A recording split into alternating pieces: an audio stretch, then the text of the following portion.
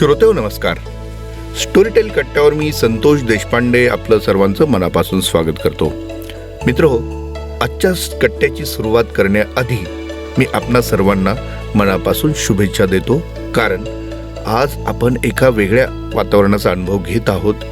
अयोध्येमध्ये श्रीराम मंदिरात रामलल्लाच्या मूर्तीची प्राणप्रतिष्ठा होते आहे आणि तो सोहळा पाहण्यासाठी अवघं जग आतुर आहे. आणि अशा या पावन पर्वाच्या सर्वप्रथम आपणा सर्वांना शुभेच्छा देतो आणि आजचा आपला कट्टा सुरू करतो. मित्रांनो, एखाद्या गोष्टीत राम असणं आणि एखाद्या गोष्टीत राम नसणं याचा अर्थ काय आहे हा अनेकांना अनुभवातून कळतो. एखाद्या गोष्टीचं सार आत्मा म्हणजे राम, नाही का? तसंच एक असं क्षेत्र आहे ज्याच्यातून आपलं भवितव्य तयार होतं, ज्याच्यातून आपलं करिअर घडतं, ज्याच्यातून आपले स्वतःला ओळख होते, ते क्षेत्र म्हणजे शिक्षण. या शिक्षण क्षेत्राशी संबंधितच एक विषय आज मी आपल्यासमोर घेऊन येतो आहे, जो विषय आपल्या सर्वांचे डोळे उघडणारा आहे, डोळे उघडायला लावणारा आहे, आपल्याला गदगदून जागं करणारा आहे. एक मोठी धोक्याची घंटा वाजते आहे.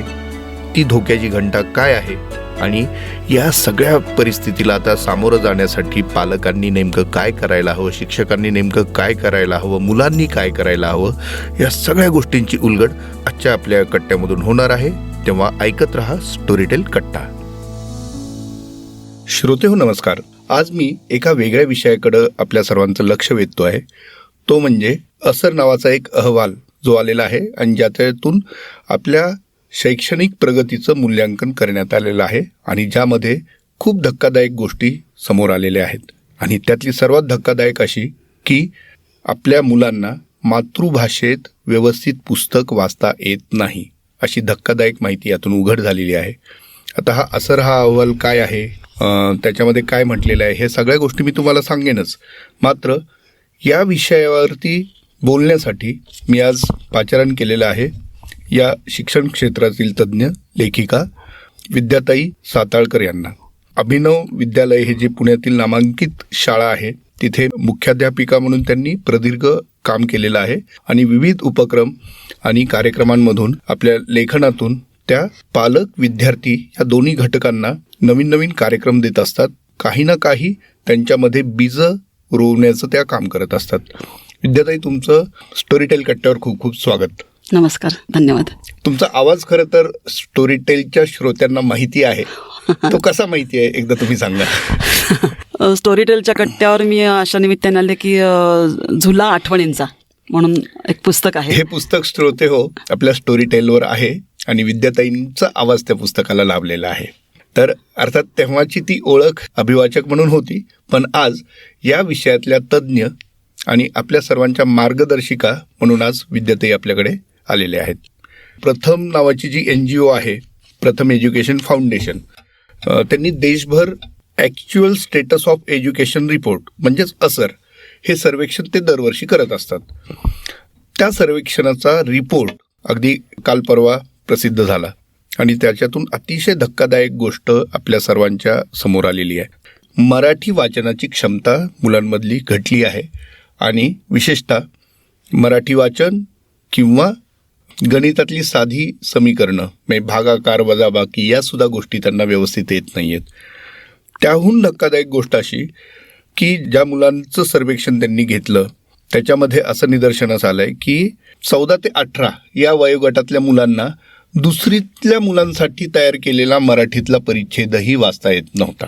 तर हे खरं तर आपल्या सर्वांच्या दृष्टीने लज्जास्पद गोष्ट आहे असं म्हटलं तर ते चुकीचं ठरणार नाही, कारण आपला महाराष्ट्र खूप प्रगत आहे असं आपण म्हणतो. सांस्कृतिकदृष्ट्या भाषिकदृष्ट्या आपण समृद्ध आहोत असं आपण म्हणतो. पण प्रत्यक्षात परिस्थिती किती वेगळी आहे याची थोडीशी जाणीव यातनं आपल्याला होऊ शकते आणि ती व्हायलाच हवी. म्हणूनच विद्याताई, आज मी तुम्हाला काही थेट प्रश्न विचारणार आहे, कारण तुम्ही या क्षेत्राशी जवळून निगडीत आहात. तुम्ही अनेक वर्ष मुख्याध्यापिका म्हणून जे कार्य केलेलं आहे, मुलांशी तुमचा संवाद राहिलेला आहे, तुम्ही अनेक प्रयोग केलेले आहेत. पण तरी देखील ही परिस्थिती, हे वास्तव समोर आल्यानंतर मला असं तुम्हाला पहिला प्रश्न विचारावासा वाटतो की हा अहवाल किंवा त्याच्यातील हे सगळे निष्कर्ष समोर आल्यानंतर तुमची पहिली प्रतिक्रिया काय? भीषण परिस्थिती. खूप वाईट वाटलं म्हणजे हा अहवाल वाचल्यानंतर आज. खरोखर म्हणजे आज ते जाणवत नाही आहे त्याचं, पण एक पुढची पिढी असेल तेव्हा काय वाढून ठेवलेलं असेल. आज आपण या अहवालाचं जे भीषणता म्हणजे आपल्याला जाणवते त्यांना जाणवेल का नाही अशी परिस्थिती असा भविष्यकाळ आम्हाला दिसतोय जर पालक जागे झाले नाहीत तर. आता पालकांनी जागं व्हायचं म्हणजे काय करायचं वगैरे ह्या सगळ्या गोष्टी आपण बोलूच, पण मी ह्या अहवालातल्या फक्त 2-3 गोष्टी इथं सर्वांच्या माहितीसाठी सांगू इच्छितो. मी एक परिच्छेद तुम्हाला वाचून दाखवतो, ते तुम्ही ऐका. एक होती आजी. एकदा तिला तिच्या बहिणीचे पत्र आले. आजीला तिने तिच्या घरी पूजेला बोलवले होते. आजीने आपल्या सामानाचे गाठोडे बांधले.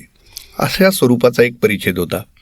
हा परिच्छेद 5वीतल्या साधारण 44% आणि 8वीतल्या 24% विद्यार्थ्यांना वाचता आला नाही. अजून त्यातली महत्त्वाची बाब अशी की 8वीतल्या जवळपास 2.5% मुलांना अक्षरं देखील ओळखता आली नाहीत. आणि हे महाराष्ट्रातल्या पुणे मुंबई नव्हे, ग्रामीण भागातल्या मुलांची परिस्थिती आहे. हे जर वास्तव असेल, किंवा आणखी एक उदाहरण घेतो की अगदी छोटे 41मधून 13 वजा करा तर किती उरतील, अशा स्वरूपाचं गणित देखील फक्त 19% मुलांना सोडवता आलं. त्यातही 8वीतल्या मुलांना देखील हे साधं उदाहरण सोडवायला जड गेलं. तर अशा खूप गोष्टी आहेत. म्हणजे मराठीच नव्हे, इंग्रजीत देखील बोंब आहे अशी सगळी परिस्थिती. मला आज इतकं मी सात्विक संताप म्हणा, राग म्हणा, हा म्हणत ह्याच्यासाठी येतोय की विद्यार्थी मी सुद्धा ग्रामीण भागातनं शिकलेलो आहे. तुम्ही देखील अशाच निमशहरी भागातनं तुम्ही आलेला आहात. आणि आपल्या ऐकणाऱ्या श्रोत्यांमध्ये देखील असेच बहुसंख्य उदाहरणं असतील की जिथं खूप परिस्थिती काही चांगली नव्हती, पण तेव्हा शिक्षक चांगले होते म्हणून आपण कुठेतरी घडलो, ही भावना आमच्या मनात नेहमी असते. म्हणून जी मगाशी तुम्ही पहिल्या प्रश्नाच्या उत्तरात सांगितलं की परिस्थिती भीषण आहे असं जे तुम्ही म्हणालात, ह्याची कारणं काय आहेत, हा सगळ्यात माझा महत्त्वाचा प्रश्न आहे आज.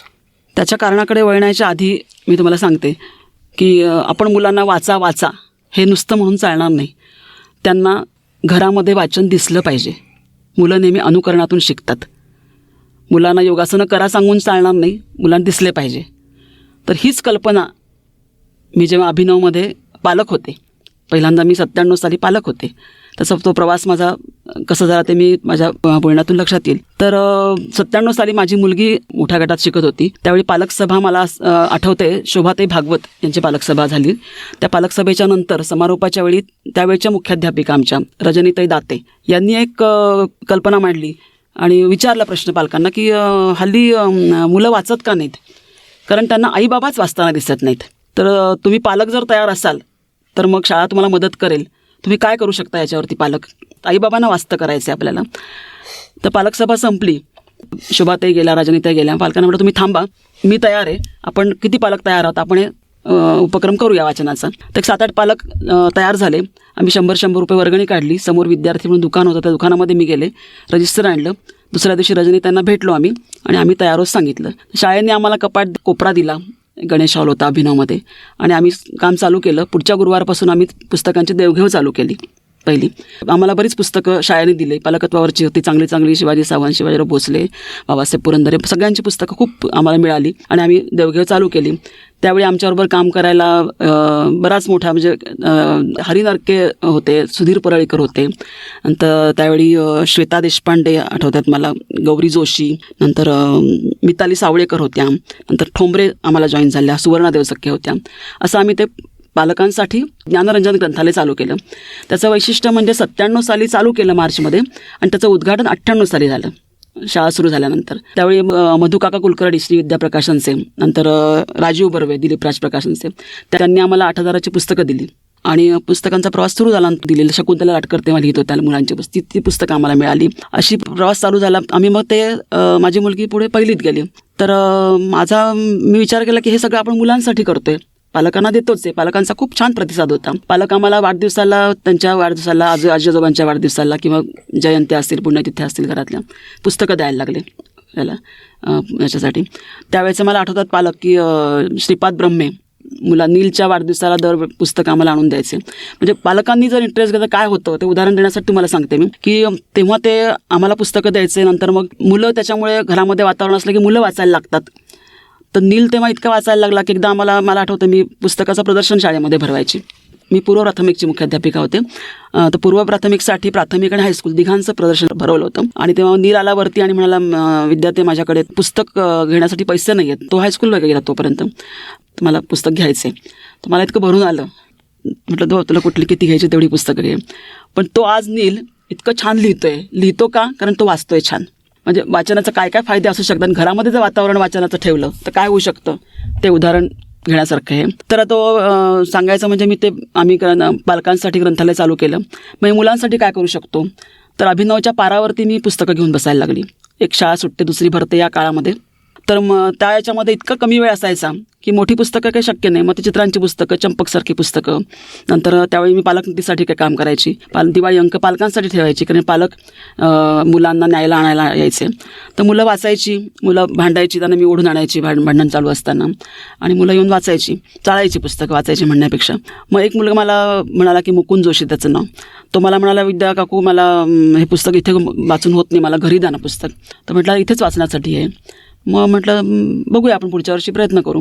मग मुलांना घरी द्यायला सुरुवात केली पुढच्या वर्षी. ती मग एक पेटी आणली, पेटीमध्ये पुस्तकं. अजून पालक मला मिळाले तिथे काम करायला. मग त्याच्या पुढच्या वर्षी असं की आपण मुलं वाचतात खरी, पण कशी वाचतात हे आपण बघूया ना. मग आम्ही प्रकट वाचन स्पर्धा घ्यायचा विचार केला. त्यावेळी मी, सुवर्णा देवसक्के, माझी मुलगी गौरी आणि तिची मैत्रिणी गंधाली जोशी, अशा चौघांनी ती स्पर्धा आम्ही पार पाडली. तर आम्ही आता ही जी प्रकट वाचन स्पर्धा म्हणजे प्राथमिकची मुलं पाहिजे आणि पहिली दुसरी थोडीशी खूप लहान असतात. त्यामुळे आम्ही त्यांच्या मुख्याध्यापकांना प्राथमिकच्या भेटलो आणि त्यांना सांगितलं की आम्हाला 3री 4थीची सगळी मुलं द्या, बोलके ढलपे फक्त नको आम्हाला, फक्त वाचणारे. तर बऱ्याचदा स्पर्धांमध्ये असं होतं की वर्गावर्गांमध्ये स्पर्धा घ्यायची आणि थोडेसे मुलं पुढे पाठवायचे. तर म्हटलं आम्हाला असं नको, आम्हाला स्पर्धा म्हणून घ्यायची नाही, मुलांवरती वाचनाचा संस्कार होण्यासाठी हवं आहे. सगळी मुलं आम्हाला द्या, आम्ही कसं अरेंज करायचं आम्ही ते बघतो. 400 मुलं आमच्या त्या स्पर्धेमध्ये दरवर्षी भाग घ्यायला लागली. 35 परीक्षक आम्हाला लागले आणि त्याची प्रत्येक सहभागी मुलाला आम्ही त्यांना बक्षीस द्यायला लागलो. त्याची व्यवस्थासुद्धा मला आठवतं की स्वाती आदवाडकर यांनी बरीच वर्ष त्या करत होत्या. आणि नंतर शेवटच्या फेरीमध्ये जे चांगले वाचायचे मुलं त्यांच्यासाठी म्हणून ज्योत्स्ना प्रकाशनला आम्ही एक फोन फक्त करायचो, ते पुस्तकं पाठवून द्यायचे. पण चांगले जर उपक्रम असतील तर इतकी मदत लोक करतात. म्हणजे संस्थेने आम्हाला खूप मदत केली. असा हा सगळा 7 वर्ष चाललेला होता सगळा प्रवास. मग 7वा वर्धापन दिन झाला तेव्हा संस्था म्हणाली की म्हणजे आम्हाला खरं तोपर्यंत म्हणजे शाळेचं फार सहकार्य मिळालं. कारण शाळेचं आम्ही त्या शिक्षकांच्या कक्षामध्ये जाऊन एकीकडे कपाटात एकीकडे त्या जेवायच्या. मग आम्हाला खूप संकोच वाटायचा. मग आम्हाला संस्थेचे चव्हाण सर म्हणाले की तुम्हाला वेगळी जागा देतो. पण अभिनवची तेव्हा जागा फार नव्हती. मग त्यांनी आम्हाला जिन्याच्या खाली एक असं बांधून दिलं, बंदिस्त आहे. मग मला फार छान वाटायला लागलं की आम्हाला वेगळी जागा मिळाली. तो आमचा चालू झाला प्रवास. मग 12 वर्ष झाली अशी करता करता. तपपूर्ती समारंभाला गावडे सर आले होते, तेव्हा लाटकर होते, जोशीराव सर होते आणि चव्हाण सर तर होतेच. आणि मग ते गावडे सर म्हणाले की भाषणामध्ये मी महाराष्ट्रभर फिरलो, पण स्वयंसेवी पद्धतीने इतकं सातत्याने जे चाललेले पालकांचं अभिनवमध्ये ते मी कुठेच पाहिलं नाही. तर त्याचं पुढे पुढे असं व्हायला लागलं. पहिल्यांदा आम्हाला जे 1-2-3 वर्ष पहिले पालकांसाठी जे आम्ही करायचो तेवढंच काम खूप पुरायचं आम्हाला. परत मुलांचं करायला लागायचंच. पण हळूहळू असं लक्षात आलं की मुलं आपली पहिलीमध्ये गेली की अभ्यासाच्या मागे पालक लागले किंवा अवांतर वाचन काय करायचं. पालकांचा ओढा हळूहळू कमी झाला, त्यांचं ती संख्या कमी झाली. मुलं वाचायला लागली, 90% मुलं वाचत होती, प्रकट वाचन स्पर्धा पण होत होती. पण पालकांचा प्रतिसाद खूप कमी झाला. हे मला खूप वाईट वाटायला लागलं म्हणजे ते. आणि तो इतका कमी झाला की नंतर पालकांचा जवळजवळ दिलवर आला. आणि मग मुलांचं काम मात्र आमचं कंटिन्युअस चालू होतं. नंतर पुढे मी 6 साली मुख्याध्यापिका म्हणून मला निमंत्रित केलं संस्थेने. मग ते मी आतूनच अजून ते पुढे जोमाने ते वाढलं. मग प्रत्येक पहिल्या पालक सभेत आवाहन करायचं पालकांना. आणि काय होतं माहिती का, ज्या निमित्ताने ना पालक आणि शाळा याच्यामधली भिंत नाहीशी होण्यासाठी त्याचा उपयोग झाला. आणि मुलांना फार आनंद होतो. आपली आई किंवा बाबा शाळेत आपल्या येतात आणि अशा कामासाठी येतात. एक मला आठवतं, एक निषाद साने म्हणून मुलगा होता, तो खूप रडायचा. छोट्या मुलांची शाळा की मला आई पाहिजे. मग त्याची आई मंगळवारी यायची ग्रंथालयाच्या कामासाठी. मग तो मंगळवारची वाट पाहत बुधवारपासून पुढच्या आई येणार म्हणून तो मग इतका रमला छान की मुलांना फार आवडतं. आपले आई बाबा आपल्या शाळेमध्ये येतात, त्याच्यामधून हे लक्षात आलं. मग मुलं पुस्तकात रमायला लागतात, आईबरोबर काम करायला लागते, मग तिथे वाचतात असते. तर हे सगळे जे आहेत ना फायदे, नंतर वाचनामधून प्रत्येक पालक सभेमध्ये सांगायची मी की एकतर मुलांना आवडतंच आहे खूप, आणि वाचनामधून मुलं एवढे घडतात की त्यांची कल्पनाशक्ती वाढणं, उजव्या मेंदूचा विकास होणं, सृजनशीलता वाढणं. म्हणजे एखादं पुस्तक आपण वाचतो, एक राजकन्या होती, त्याचे लांब सडक कुरळे केस होते, चाफेकळी नाक होतं, मीनाक्षीसारखे डोळे होते, मीनाक्षी होते तिचे. ते जे आहे ना ते वर्णन वाचताना डोळ्यासमोर सगळं येतं. मग ती नावेत बसली होती, मग ते पाणी जुळजुळ वाहत होतं, मग राजपुत्र आला, हे वाचताना सगळं डोळ्यासमोर उभं राहतं. तर ते कुठूनच तेव्हा मोबाईलवरती मुलं पाहतात पण त्यांना तयार मिळतं सगळं. तर हे जे आहे वाचनातून त्याचं म्हणजे अनमोल हे आहे. आणि हे सगळं अभ्यासाला पूरक असतं ना, हे पालकांनी लक्षात घेतलं पाहिजे. म्हणजे मला ते वाईट वाटायचं की पालक वाचनाला प्रोत्साहन देत नाहीत, कारण कसं कधी वाचायचं, आम्हाला काही वेळच नाही होत. हे अभ्यासच आहे हा. पुण्यासारख्या शहरामधली ही परिस्थिती आहे. अगदी परिस्थिती म्हणण्यापेक्षा हा उपक्रम राबवला, त्याच्यात पालक सहभागी झाले म्हणून विद्यार्थ्यांना त्याचा फायदा झाला. मात्र तो रस जसा कमी होत गेला त्या घटकांमधून, तशी ती परिस्थिती देखील बदलत गेली. आणि हीच परिस्थिती थोड्याफार फरकाने सर्वत्र असावी असं आपण म्हणू शकतो. बरोबर? अगदी अगदी. माझा अनुभव सांगते ना, पहिल्यांदा मुलं खूप अस्खलित वाचत होती. प्रकट वाचन स्पर्धा म्हणजे सुरू केली तेव्हा त्या दरम्यानच्या बरीच वर्ष.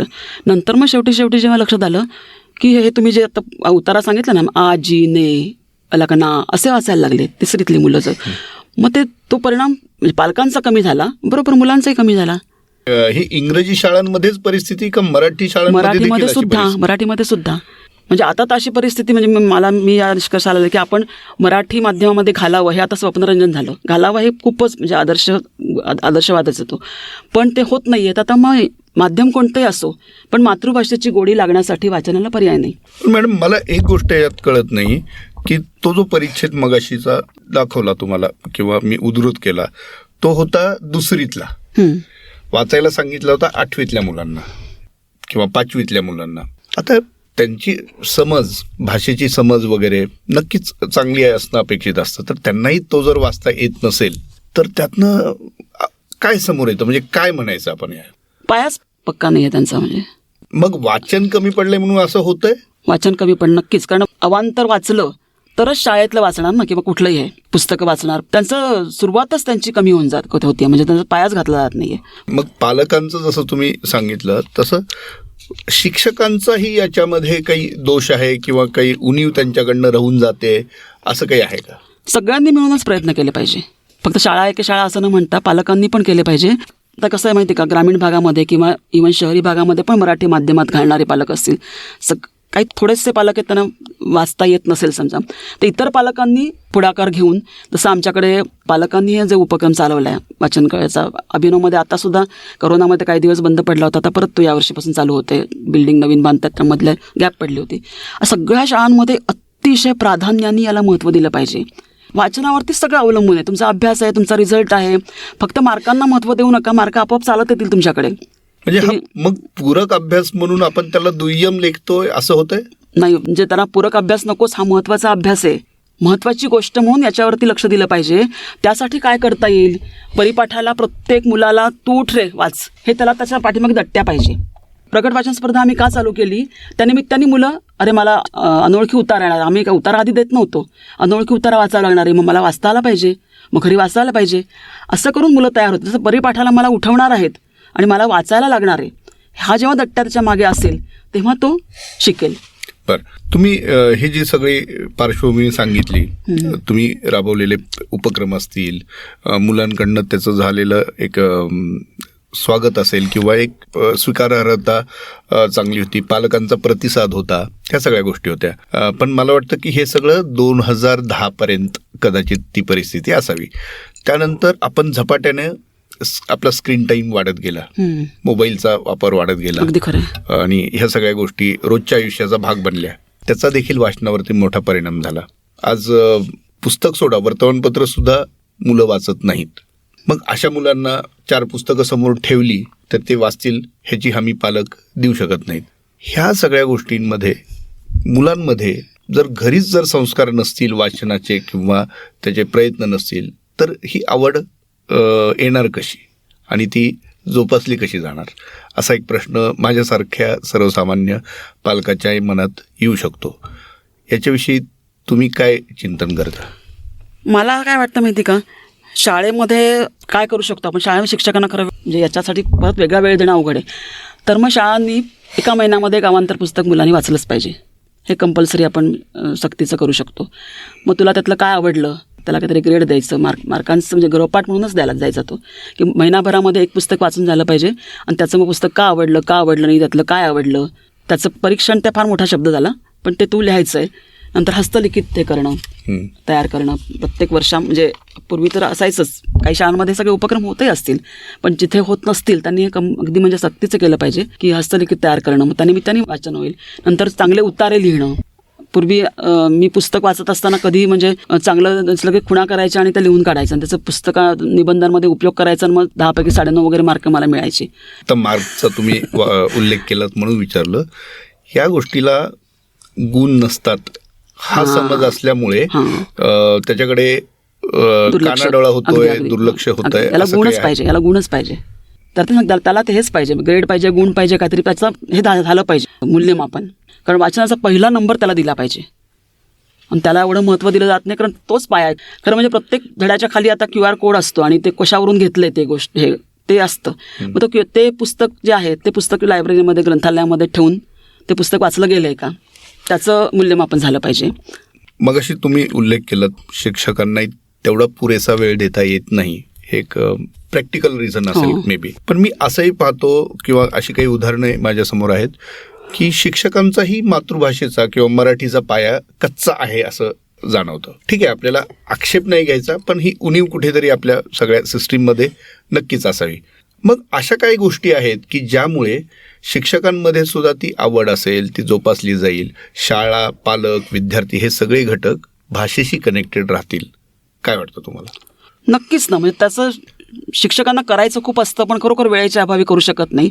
मग पालकांमधून असे पालक मराठी भाषेविषयी आवड असणाऱ्या पालकांना हेरून त्यांना एक नेतृत्व देऊन आपण काय करू शकतो, या निमित्ताने पालक शाळेशी जोडले जातील. म्हणजे पालक फक्त अभ्यास, स्पर्धा, माझा मुलगा याच्यात नाही आहे, हा मुलगा आला, याच्यातून बाहेर पडतील आणि त्या पालकांची मदत घ्या तुम्ही. आणि काही पालक ठीक आहे, तुम्ही रोज ते मदत करू शकणार नाही, केव्हा तर ते येऊ शकतात ना. ते वाचनकट्टे पालकांचं तयार करणं, पालकांनी मुलांना वाचून दाखवणं, या गोष्टी शाळा करू शकते ना. शाळांमधली भिंत आपण बाजूला करूया आणि त्यांनाच विश्वासामध्ये घेऊन त्यांच्याच मदतीने करायचं. पालक बहुतेक या पिढीतले पालक इंग्रजी माध्यम असेल, पण पालकांना हवं आहे बरं का. पालकांना मराठी मला नाही येत, पण तुम्ही शिकवा. मला इथं श्रोत्यांना एक गोष्ट आवर्जून सांगायची की विद्याताई स्वतः अनेक परदेशी मुलांना मराठी शिकवतात. तो अनुभव आहे, तुम्ही विद्याताई सांगा. खरं आहे. म्हणजे मला त्या पालकांचं कौतुक वाटतं. एक पहिला जो मुलगा माझ्याकडे आला, कॅलिफोर्नियामध्ये राहतो तो आजी आजोबांकडे जेमतेम 20-25 दिवस आला होता. म्हणजे आल्याबरोबर त्यांनी माझ्याकडे ते घेऊन आले त्याला, आणि याला मराठी अजिबात येत नाही, आम्हाला त्याला मराठी शिकवायचं आहे. तर त्याला तो अमेरिकन इंग्लिश बोलत होता. उच्चारही त्याचे म्हणजे वेगळे होते, म्हणजे इंग्लिशसुद्धा नव्हते, म्हणजे आपल्याकडचं इंग्लिश पण नव्हतं. पण तो मुलगा 20 दिवसामध्ये जोडाक्षरं वाचायला शिकला, बोलायला लागला. नंतर त्यांनी आजीला नंतर पत्र लिहिलं मराठीमध्ये तिकडे गेल्यानंतर, तू लाडू खूप छान करते, मग मला तुझी आठवण होते वगैरे प्रकारचं असं. आणि तो आता बोक्या सातबांडे पुस्तक त्याच्याकडे असतं, माझ्याकडे असतं, आणि आम्ही दोघं वाचतो. मोठं बाबा भांडांचं 12 भाषांमधले भाषांतराचं पुस्तक एक आहे, ते पुस्तक त्याच्याकडे आहे, माझ्याकडे. असे आम्ही कॉमन वाचतो आणि इतका छान तयार झाला आहे. म्हणजे पालकांनी जर प्रोत्साहन दिलं, पालकांना जर आवड असेल, त्याच्यात उत्साह दाखवला, तर मुलं काय करू शकतात. अजूनही कॅलिफोर्नियातल्या इतरही मुलं माझ्याकडे मीर माया म्हणून शिकत आहेत, ते पण मुलं छान प्रगती करत आहेत. एक PhD करणारा मुलगा आता माझ्याकडे येतो, मराठी शिकण्यासाठी येणार आहे आता. तर खरोखर त्यांचं मला कौतुक वाटतं. म्हणजे पालकांनी जर रस घेतला तर मुलं तयार होऊ शकतात. इतके अजिबात मराठी न येणारे मुलंसुद्धा तयार होतात. तर मग आपल्याकडे का असं होतं आहे? आपल्याकडे व्याकरणाची धास्ती घेतल्यामुळे असं होतंय असं तुम्हाला वाटतं? कसं माहिती आहे का, व्याकरण वेगळं काही शिकण्याची गरज नाही आहे. जर तुम्ही वाचायला लागलात तर.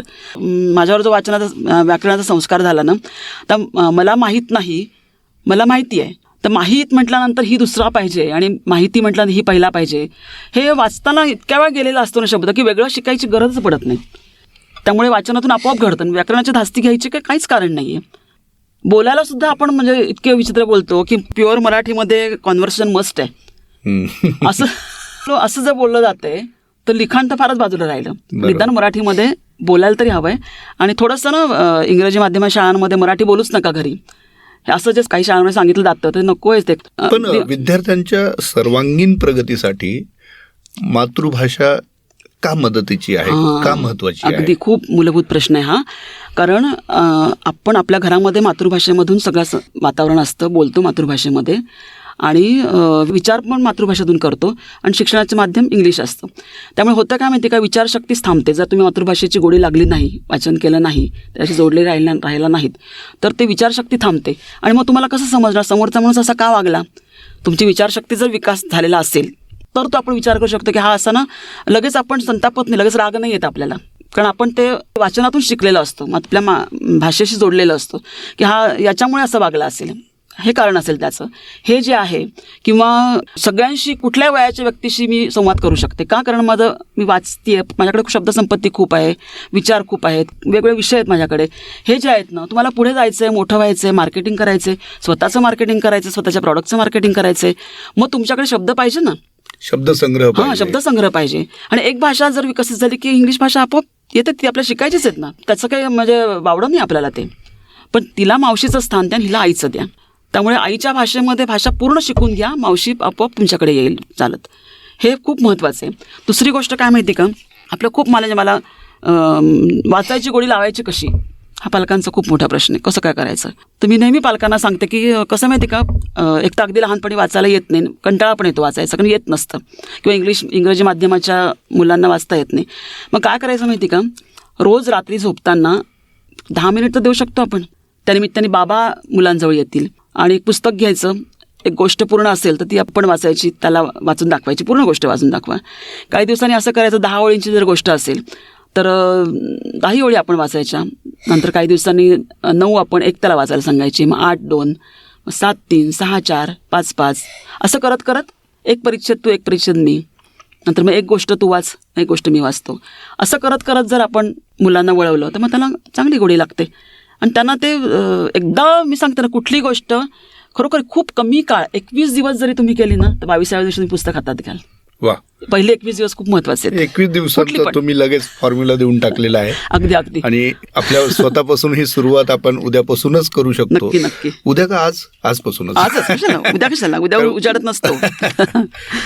आणि विद्याताई, आणखी एक मला प्रश्न तुम्हाला विचारायचा आहे, तो म्हणजे शेवटी विषय भाषेचा आहे आणि भाषा म्हणजे एकूणच तुमच्या व्यक्तिमत्वाचा विकास, त्याचा तुम्ही संबंध सांगितलाच. विचारशक्ती, आकलनशक्ती याचा मातृभाषेशी जास्त संबंध आहे किंवा थेट संबंध आहे. मग याच्यासाठी साहित्य क्षेत्र, जो नेहमी म्हणतो की पुस्तक आता विकली जात नाहीत किंवा वाचली जात नाहीत वगैरे असं, हे साहित्य क्षेत्र किंवा त्यातली संस्था, प्रकाशक, लेखक हे सगळे मिळून देखील शाळा, साहित्य क्षेत्र, विद्यार्थी, पालक हे सगळे घटक एकत्रित गुंफणारी काही ॲक्टिव्हिटी तुम्ही एक सांगितली होती, असं काही करता येऊ शकतं, ते काय ते? मला काय वाटतं माहिती का, पुस्तक प्रकाशनाचे कार्यक्रम जे होतात ना, ते 60च्या पुढचे लोक असतात सगळे, तुम्ही जर नजर टाकली समोर तर. बरोबर. 55-60च्या पुढचे. त्याच्यापेक्षा शाळांमध्ये प्रकाशनाचा समारंभ घ्यायला पाहिजे. शेवटी मुलांनी वाचलं तर पुस्तकं ती पुढे टिकतील ना. आणि पुस्तकातले लेखक आपल्याला भेटतात. लेखक तुमच्या भेटीला काही शाळांमध्ये असतं, पण खूप सातत्याने प्रोग्राम होऊ शकत नाही. ते पुस्तकच तिथे जर नेली, शाळांकडे फंड्स नसतात, कारण या गोष्टींसाठी इतकं, कारण सध्या शासनाकडून अवघड होतं ते सगळं. कसं करता येईल ते? मग साहित्य संमेलनाचा काही फंड वळवता येईल का? कारण लेखक बाहेर गावून येऊ शकतात, त्यांची काही व्यवस्था करावी लागेल, त्यासाठी काहीतरी करावं लागेल. पण पुस्तक प्रकाशनाचे समारंभ शाळांमध्ये करता येतील का? मुलं पुस्तकं घेतील, मुलांपर्यंत, मुलं येऊ शकत नाही त्या समारंभांना बाहेर, मुलांपर्यंत आपण पोहोचूया, ते करू शकतो आपण. नंतर बरेच पालकसुद्धा काही करणारे आहेत. आमच्याकडे आमच्याच शाळेचे पालक आहेत. पुस्तक दिनाच्या दिवशी त्यांच्या गाण्याच्या क्लासमध्ये त्यांनी पुस्तक प्रकट वाचन स्पर्धा ठेवली होती. वृंदा बाम म्हणून पालक आहेत. असे पालक करतात, उत्साहाने त्यांना मदतही करतील. असे काही करता आलं तर उपक्रम, ते खूप महत्त्वाचे आहेत. म्हणजे शाळांमध्येच आपण पोचायचं. पुस्तक प्रदर्शन तर ते दरवर्षी बऱ्याच शाळा भरवतातच, पण साहित्य संमेलन काही शाळांमध्ये भरतात. तर प्रत्येक वर्षी प्रत्येक शाळांमध्ये साहित्य संमेलन झालं पाहिजे. तर आपण पुस्तकांनीच मुलांकडे जायचं, हे जर केलं तर. हे खूप छान आणि खऱ्या अर्थाने अभिनव कल्पना आहे. आणि दुसरं एक गोष्ट माहिती का, मला अजून एक मांडावं असं वाटतं की मराठी शाळांमध्ये आता सेम इंग्लिश पहिलीपासून चालू झालं आहे. पालकांचा प्रचंड प्रतिसाद आहे, म्हणजे आम्हाला इंग्लिश पाहिजे.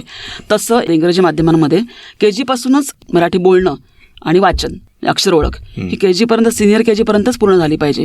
पहिलीमध्ये जे चालू होतं ना, पहिलीमध्ये एकदम त्यांचा अभ्यास चालू होतो, तर एकदम अभ्यास चालू झाला की मग त्यांना बर्डन वाटतं, त्याचं गोडी नाही वाटत. मार्क मिळतात बरं का, मार्क मिळतात त्यांना, पण नुसते मार्क महत्वाचे नाहीयेत, मातृभाषेची गोडी लागली पाहिजे. म्हणजे आपल्याला आता जे बर्डन वाटतंय त्याचं रूपांतर आपल्याला गोडीत करायचंय. म्हणजे मी सांगू का, मराठी माध्यमांमध्ये मराठी सकस होणं आणि इंग्रजी माध्यमामध्ये मराठीची गोडी लागणं यासाठी प्रचंड प्रयत्न करायला हवेत. की मराठी पुस्तक पण समोर घेतलं की वाचावं असं वाटलं पाहिजे इंग्रजी माध्यमातल्या मुलांना, कारण शेवटी तर माध्यम तर आपण स्वीकारायला पाहिजेच. आणि मी सांगते याचं मी माझा अनुभव सांगते. मी वारजाला काही दिवस राहत होते. तर वारजाला करोनाच्या काळामध्ये इंग्रजी माध्यमाच्या मुलांना मराठी पुस्तकं दिली तर काय परिणाम होतो, तर ती मुलं खेळत होती तिथे. तर मी तिथे गेले आणि मी म्हटलं की मला तुमच्याशी खेळावं असं वाटतं, पण मला काही खेळता येत नाही, तर आपण एक गंमत करायची का, उद्यापासून आपण एकत्र जमूया, पुस्तक वाचायची का. हो येऊ की आम्ही विद्यार्थी म्हणून ते आले. मग आम्ही गप्पा मारायला सुरुवात केली. तर मी गप्पा मारताना त्यावेळी मला वाटतं रामनवमी जवळ आली होती. तर म्हटलं तुम्हाला माहिती का गीत रामायण होतं, गीत रामायण आहे आणि कोणी लिहिलंय, कोणाला माहिती नव्हतं, कोणी गायलंय माहिती नव्हतं. मला खूप वाईट वाटलं की म्हटलं यांना खूप आता मराठीचं हे लागणं महत्त्वाचं, कारण पालकांनाच माहिती नाही. त्यातला एक मुलगा होता फक्त, तो म्हणाला की माझ्या घरी आईला होते त्यामुळे मला माहिती आहे, पण मला बाकी कोणी लिहिलं वगैरे माहिती नाही, पण मी ऐकतो. मग त्यांना तिथपासून गदिमांपासून सुधीर फडक्यांपासून तो परिचय सुरू केला आणि मी वाचायला सुरुवात केली. आणि मग आम्ही साखळी वाचन घ्यायला लागलो. एक पुस्तक घ्यायचं, पहिलंच आम्ही वाईज अदरवाईज पुस्तक घेतलं सुधा मूर्तींचं. मग थोडं मी वाचायचं, थोडं अजून माझी मैत्रीण शुभांगी कुरडे म्हणून तिने वाचायचं, मग मुलांनी वाचायचं. असं करत करत करत पहिल्यांदा खूप तोडकं मोडकं वाचत होतं. सगळी इंग्लिश माध्यमाची मुलं, कारण फारच थोडी मुलं मराठीची होती, अगदी 2-3 मुलं मराठीची, बाकी सगळी इंग्रजी माध्यमाची. पण हळूहळू त्यांचं इतकं छान वाचन सुधारलं आणि नंतर त्यांची मग वाचन प्रेरणा दिन अब्दुल कलामांच्या वाढदिवसाला असतो, त्या दिवशी आम्ही 12 तास सलग वाचन घेतलं. म्हणजे 3-3 तासाचं आम्ही गट केले आणि 3-3 तास काही मुलं असं करत 12 तास सलग वाचन त्या मुलांनी केलं. इतकी त्यांना गोडी लागली. म्हणजे मुलांना जर चांगले उपक्रम दिले तर मुलं त्याचा नक्कीच प्रतिसाद मिळतो, अगदी म्हणजे माध्यम कोणतंही असलं तरी. त्यामुळे आता आपण सगळ्या पालकांनी जागा होणं खूप महत्त्वाचं आहे. यांनी केलं पाहिजे, त्यांनी केलं पाहिजे, शाळेने केलं पाहिजे. आणि ही का वेळ आहे त्यांच्यासाठी जागा होण्याची? ही वेळ म्हणजे आता ते जो असरचा अहवाल आलाय तो किती भीषण आहे. म्हणजे हा कसा आता जाहीर झालाय, म्हणजे आम्हाला जाणवत होतंच. आता ते आकडेवारी समोर आली. हो, आता अगदी प्रत्यक्ष आकडेवारी आली. आणि कसं आता जाणवत नाही ते अजून पुढची पिढी जी आहे ना, की जिथे मराठीचा काहीच संबंध राहणार नाही, त्यावेळी संस्कृतीपासून तुटतील, सगळे विचारांपासून तुटतील, सगळंच म्हणजे फार वाईट परिस्थिती होईल. आणि देशही मरतो नाही का, आणि संस्कृतीचा दिवा विझे, असं कुसुमाग्रज वेळ निघून गेल्यानंतर जागा होण्यापेक्षा आता जागा होणं अतिशय गरजेचं आहे. तर पालक हो तुमच्यातला श्रोते हो तुमच्यातले पालक, सगळ्यांनीच आता जागा व्हायची वेळ आलेली आहे. आणि विद्यार्थ्यांनी जसं सांगितलं तसं या सगळ्या गोष्टी आता आपण व्यवस्थित शांतपणे हा पॉडकास्ट तुम्ही पुन्हा पुन्हा ऐका असं मी एक विनंती करतो. आणि जाता जाता विद्यार्थ्यांना तुमच्यासाठी एक संदेश द्यायचा आहे, तो आपण ऐकूया. मी एक मराठीची प्रतिज्ञा तयार केली आहे मुलांसाठी, ती तुम्हाला ऐकवते, उदाहरण देते. मराठी ही माझी मायबोली आहे.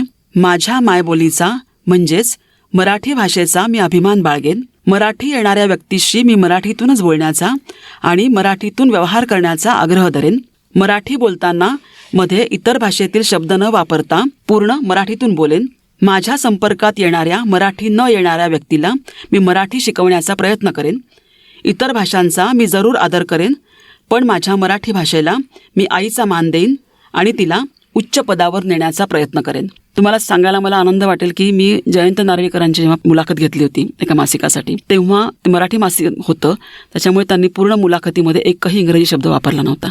पूर्ण मराठी, प्रत्येक शब्द, अगदी विज्ञानातले शब्दसुद्धा मराठी वापरले होते.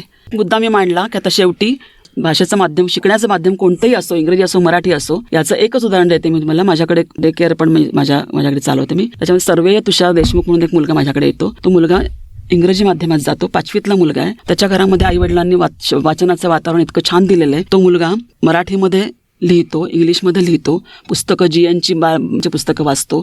शेलार खिंड त्याचं वाचन चालू आहे आता. पावसाचं वर्णन विद्याकाकू किती छान याच्यामध्ये, मलाच तो वाचून दाखवतो. नंतर त्यांनी संगीता बर्वेंचं PUची वहीचं परीक्षण केलं, त्यांना पत्र लिहिलं. नंतर संजीवनी बोकिलांच्या नातीने जे तिकडे अमेरिकेत राहणाऱ्या नातींनी इंग्रजी पुस्तक लिहिलं, त्याचं ते इंग्लिशमध्ये परीक्षण केलं. ते इंग्लिशमध्ये अस्खरीत बोलतो, मराठीमध्ये पण बोलतो, लिहितो स्पष्टपणे, गाणी गातो मराठी, अनेक इंग्लिशही गातो. म्हणजे तुम्ही जर एक भाषा जर पक्की केली आणि घरामध्ये वातावरण दिलं वाचनाचं, त्याचं उदाहरण घेण्यासारखं आहे, तर मुलगा काय करू शकतो, काहीच अशक्य नाही आहे. त्यामुळे पालकांना आपणच जागे होऊया. वा. तर जाता जाता त्यांनी उदाहरणातून हा संदेश दिलेला आहे, पालकांनो जागे व्हा. कसे जागे व्हा, काय करा या सगळ्या गोष्टी विद्याताईंनी खूप छान आणि उदाहरणासहित आपल्यासमोर मांडलेल्या आहेत. तर आता मी जसं मगाशी म्हणालो तसं श्रोत्यांमधले पालक, पालकांमधले श्रोते सगळ्यांनी आता जागा व्हायची वेळ आहे. त्याची सुरुवात या पॉडकास्टमधनं आपण केलेली आहे. आणि मगाशी मी जसा उल्लेख केला की आपल्या नवीन पिढीमध्ये त्या अर्थाने राम शिल्लक असावा असं आपल्याला वाटत असेल तर या मुहूर्तापासूनच आपण हा पण करूया आणि वाचनाची गोडी आपल्या मुलांना लावूया.